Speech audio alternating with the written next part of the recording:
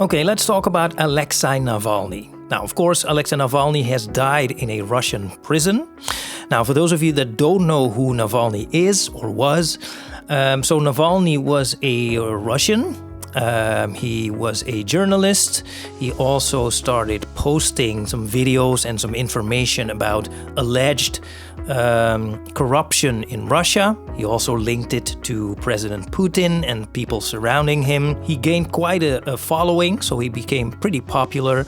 He also went into politics. He became the opposition leader, so to speak, to Vladimir Putin. Now, at one point, he was accused of fraud and some other crimes. He was arrested, he was imprisoned, he was released. At one point, he was also poisoned. He was very ill, so he went to Germany to be treated in a hospital over there. When that was done, he went back to Russia voluntarily, even though he knew he could be arrested. Well, he was arrested and he was sentenced to, I believe, 30 years or something in jail. And he stayed there until he died.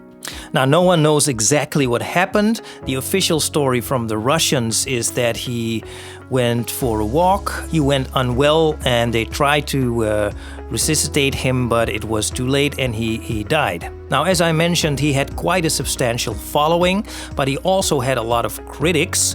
So he had a past of leading a far-right group.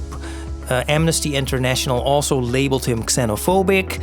Also, many Russians believed he was working with the West against Russia. So many believe that he was kind of like a CIA asset.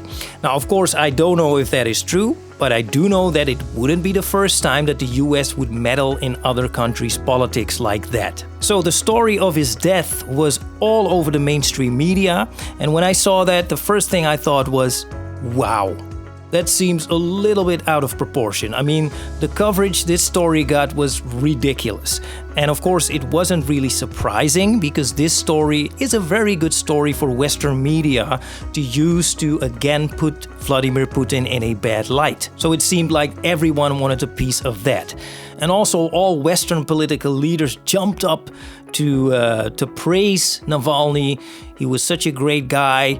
And I mean, I saw Kamala Harris, for example. She was saying that Russia is responsible for his death. I also saw Antony Blinken, who said Russia was responsible for his death. You know, sometimes I think that every once in a while they get together and they say, we need a one-liner for this situation. And then one of them goes, I know, let's say Russia is responsible. And then everyone uses the exact same line.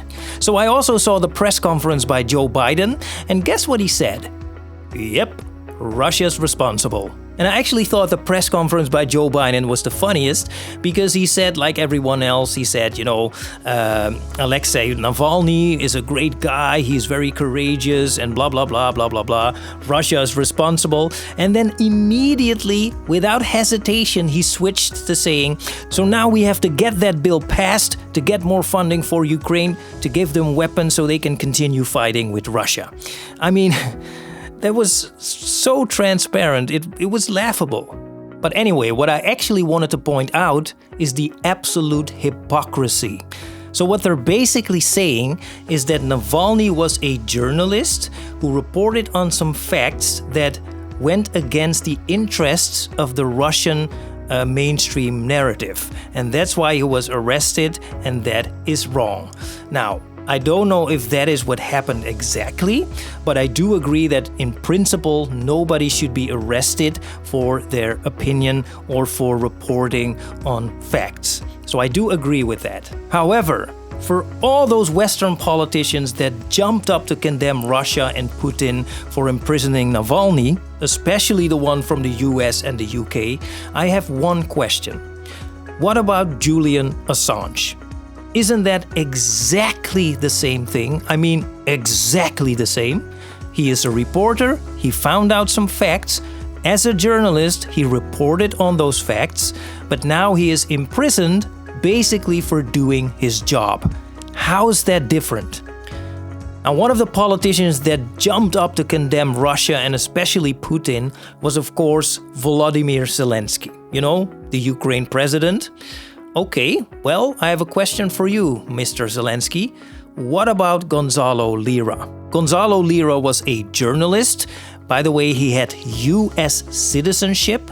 He was reporting on the Ukraine war from the Ukraine, but his reporting apparently wasn't really in line with the Western and Ukraine narrative. You know what they did? They arrested him. Now, did we hear anything from any Western politician about this? No, not even from US politicians, even though it was a US citizen. And do you know where he is now? He died in a Ukraine jail cell. Did we hear anything from US politicians? No. Did we hear anything from other Western political leaders? No. Did we hear anything from Zelensky? Of course not. Which is funny because according to their own logic, Vladimir Zelensky is responsible for the death of Gonzalo Lira.